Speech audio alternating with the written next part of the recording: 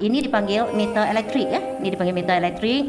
Mengukur apa? Kuantiti tenaga elektrik digunakan, dan selalunya bacaan pada meter elektrik itu diambil pada penghujung setiap bulan, dan bacaan tersebut diambil bertujuan untuk menentukan kos penggunaan setiap rumah. Jadi kalau rumah itu mempunyai alat elektrik yang banyak, maka banyaklah yang perlu dibayar setiap bulan.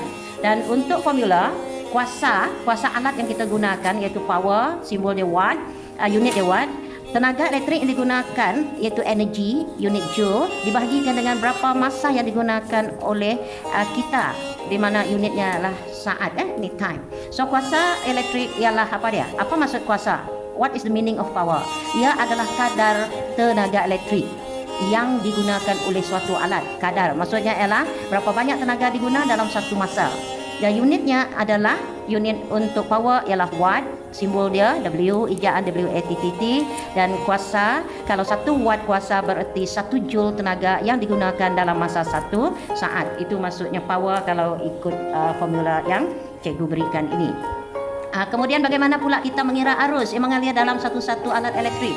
Arus elektrik dengan simbol I ditakrifkan sebagai kadar pengaliran cas. Berapa banyak cas elektrik atau elektron yang mengalir melalui satu konduktor. Jadi kita simbolkan Q ya.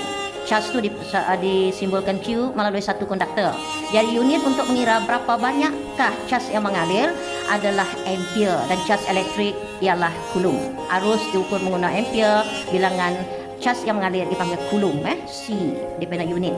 Dan arus elektrik dengan simbol I, simbol dia I, unit dia ampere, dibahagikan berapa banyak coulomb yang mengalir dalam konduktor dan berapa masa yang diambil ketika arus ataupun cas elektrik itu mengalir dalam unit saat. Jadi formula untuk ampere ialah coulomb dibahagi dengan masa. Itu maksudnya arus elektrik.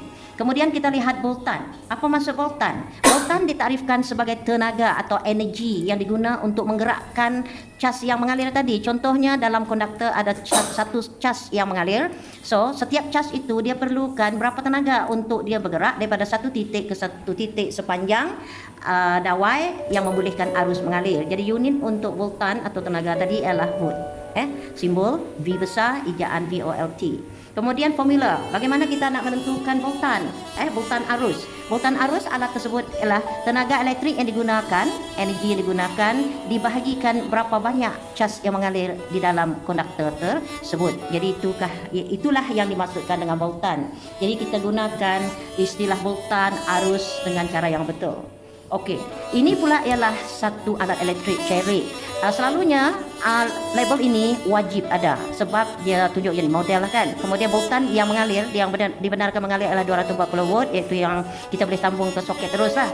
Kemudian AC ni adalah arus ulang alik. Kemudian frekuensinya ialah 50 Hz. Kemudian kuasa alat ini ialah 2.2 kilowatt. So jak elektrik dengan nilai kuasa 2200 watt. Ini kilo kan. So bila tukar kepada watt, dia darabkan dengan 1000, dia akan menjadi 2200 watt. Dan nilai voltan yang masuk untuk alat yang dituliskan label tadi berapa tadi? 240 volt.